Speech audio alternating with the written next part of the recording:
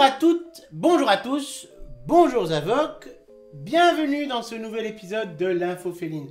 Vu le thème abordé, on devait se douter qu'on aurait un invité surprise et il est là. Forcément, tout ça lui appartient, il est en train de se demander mais qu'est-ce que tu fiches avec mes affaires? Après on le présente aux gens, les gens s'intéressent à ta vie. Alors, la vidéo c'est comment bien jouer avec son chat, comment renforcer votre lien par ce jeu. Comment jouent les chats en général, hein? Qu'est-ce que dans l'étape de leur développement, comment ça se passe? Qu'est-ce qu'un bon jouet pour chat? Comment jouer pour le divertir? Et surtout, ne pas le frustrer ou le rendre agressif. Tu permets? On en a besoin, on en a besoin. Non mais je te promets, on en a besoin. Il existe énormément de types de jouets. On va tout de suite commencer par ce qu'il ne faut pas faire. D'accord? Le laser. Je vous le dis d'emblée parce que si vous ne voyez pas la vidéo jusqu'à la fin, eh bien c'est ce que vous devez retenir. C'est qu'il ne faut pas jouer avec un laser. Pourquoi? Regardez ce que fait le chat là. Quand on joue avec une petite canne à pêche comme ça, le chat il est content parce qu'il attrape ce qu'il chasse.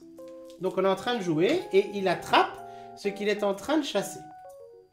Quand vous jouez avec un laser, vous le faites courir derrière quelque chose qu'il ne va jamais pouvoir attraper par définition. Du coup, ça va le frustrer, ça va engendrer chez lui des tensions, des frustrations. Le chat doit pouvoir attraper ce qu'il a envie d'attraper quand vous jouez avec lui. Alors, à part ça, les phases de jeu chez le chat, comment ça se passe? Premièrement, jusqu'à ces 4 semaines, les chatons vont jouer entre eux. À partir de 4 semaines, ils vont jouer entre eux dans leur première phase d'évolution.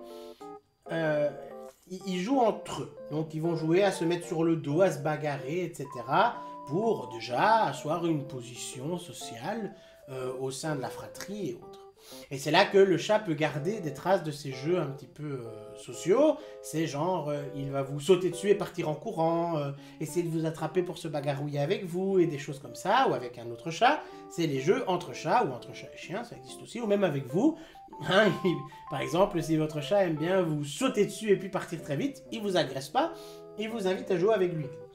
Ça dépend comment il vous saute dessus, évidemment. Hein. S'il vous défonce la tronche, c'est pas normal. Hein. Mais s'il vous saute dessus pour jouer, ça arrive. Ensuite, le chat, il va apprendre à jouer tout seul. Alors le jeu, c'est quelque chose d'important pour lui parce que ça va stimuler son instinct de prédation. C'est l'instinct de prédation qui fait que le chat a envie de jouer. C'est le fait que ça bouge, oui, il y a une lampe ici, que ça bouge, il va avoir envie de l'attraper, forcément. Donc, il y a plusieurs types de jeux.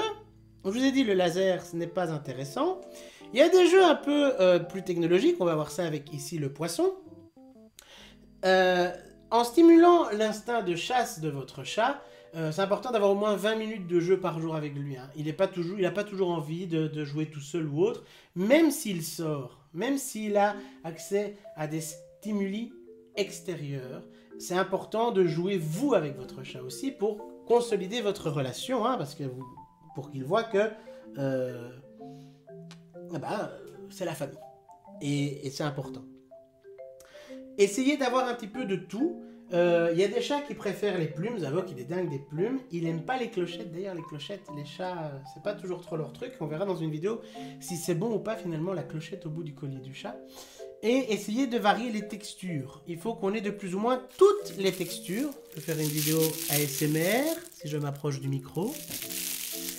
On va essayer d'avoir à peu près toutes les textures possibles et imaginables. Parce que le chat, il va adorer jouer, sentir les textures comme ça entre ses pattes et dans sa gueule. Ne le frustrez pas, laissez-le attraper parfois la proie qu'il chasse.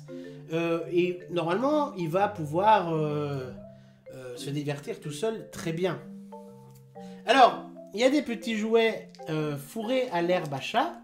Ça attire le chat. L'herbe à chat... Il y a 4 manières de réagir plus ou moins à l'herbe à chat, ça dépend des chats. Il y a des chats qui sont complètement... ça dépend de l'herbe à chat d'ailleurs.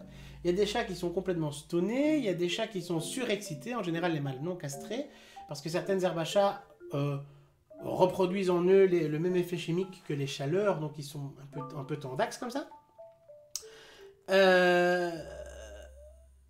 Donc l'herbe à chat, ça peut ou être bon ou être pas bon. Il y a des chats qui, l'herbe à chat, par exemple, Zavok, ça l'apaise.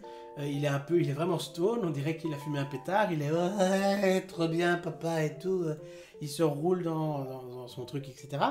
Parce que nous, justement, on utilise de l'herbe à chat en spray, et donc c'est exactement, je vous toujours le nom de ce truc, c'est de l'huile de cater concentrée qu'on vaporise sur ses jouets et sur ses choses, sur son panier et tout ça. Ça a un effet apaisant sur lui, donc ça marche bien. Hein. On pourrait l'utiliser quand on va chez le vétérinaire, etc. Mais il se trouve que Zavok est particulièrement sociable et donc lui, il est très content d'aller partout où on va. Il est très rarement stressé. Mais ça peut l'apaiser avant quelque chose de stressant, un voyage en cage, un déménagement, rendre visite au vétérinaire, etc. Donc, l'huile de cater concentrée, les sprays d'huile de cater, c'est pas mal. Par contre, il peut réagir différemment. Hein. Le chat peut être, ça peut le rendre nerveux, agressif ou un peu tendu ou foufou. Ça dépend des chats. Il n'y a pas de réponse universelle. On ne sait même pas très bien comment ça se fait. On pense que ça reproduit ce que je vous ai dit. Donc, un peu les comportements des chaleurs de ces animaux-là. En tout cas, ça les stone bien. Ça a de l'effet sur eux. Et ce qu'on sait, c'est que jusqu'à preuve du contraire, ce n'est pas toxique pour nos amis les chats. Après tous ces jouets un peu simples, il y a le petit poisson en peluche. Vous voyez qu'on essaie toujours d'avoir des jouets qui ressemblent à des proies. Après, il y a les jouets un peu plus technologiques, dans lesquels on va fourrer de l'herbe à chat et qui vont essayer de reproduire, ce truc-là n'est pas évident à activer, de reproduire, la crédibilité d'un animal vivant. Ici, en l'occurrence, le son doit être vraiment dégueu pour le micro, un poisson. Ici, on a une sorte de truite qui est en train de s'énerver. Et ça, ça va évidemment exciter l'instinct chasse de votre chat. C'est fourré avec de l'herbe à chat. Et le chat, forcément, il va y aller. Et dès qu'il va approcher la truite pour lui donner un petit coup, hop, il réveille et hop, c'est parti. Et il peut devenir fou avec ça. On va la mettre sur off parce que le bruit, je suis pas sûr que c'est top pour le micro. Le clic, clic, clic, clic, clac, clac, clac, clac. Voilà, merci, à demain. Donc, jouer avec votre chat, c'est très important. Mais c'est important aussi de ne pas le frustrer. Et n'hésitez pas à vraiment avoir de tout. Investissez un petit peu dans les jeux et ne lui présentez pas tous les jeux en même temps. D'accord? Parce que c'est important pour le chat de varier. Présentez-lui un jeu. Aujourd'hui, on joue avec le plumeau. Il aime bien ça. Aujourd'hui, on lui donne par exemple accès à la baballe en corde brillante avec des petits... c'est pas des grelots, mais comme une petite sable dedans. Demain, on lui donnera accès plutôt à la balle en... Je ne sais même pas comment on l'appelle ça, en papier crépus. Après, il y a la balle en mousse, la balle en corde, mais variez. Ne le surchargez pas de jouets parce qu'alors le chat ne sait plus où donner de la tête.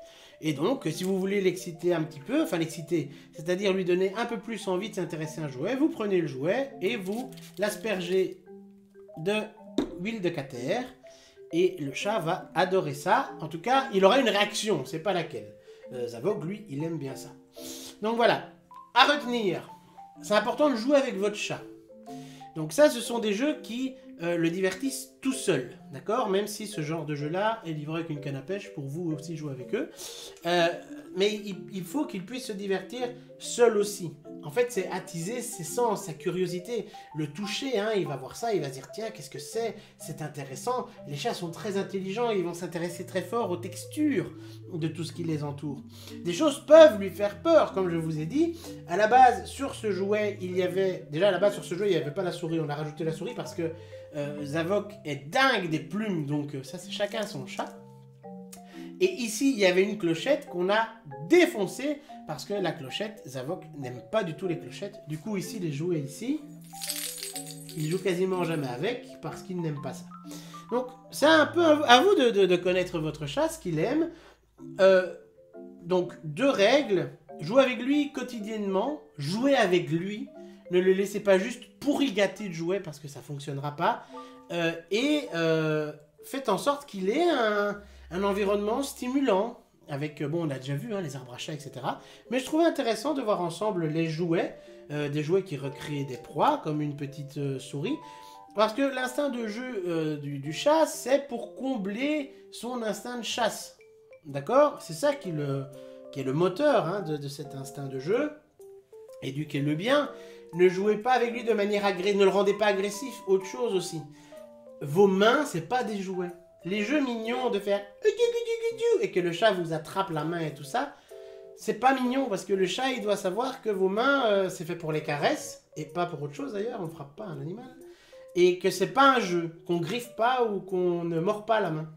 Un chat bien éduqué, et je peux en avoir cette fierté, Zavok, ne m'a jamais griffé, même en jouant, même si je l'excite avec le plumeau à côté de lui, il ne va jamais attraper ma main ou attraper, me mordre.